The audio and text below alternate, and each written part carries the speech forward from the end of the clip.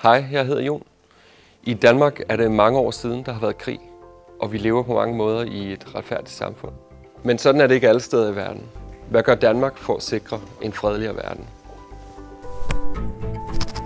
På ambassaden i Haag, der arbejder vi især med FN's verdensmål nummer 16. Fred, retfærdighed og stærke institutioner. Det sker via en lang række internationale organisationer, som hører hjemme her i Haag.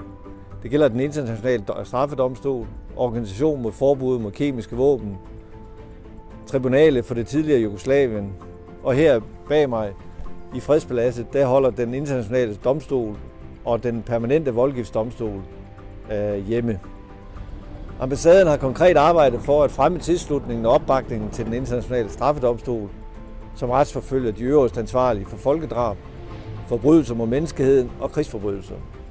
Så disse uhyrligheder ikke går ustraffet, og vi derved får en mere retfærdig verden.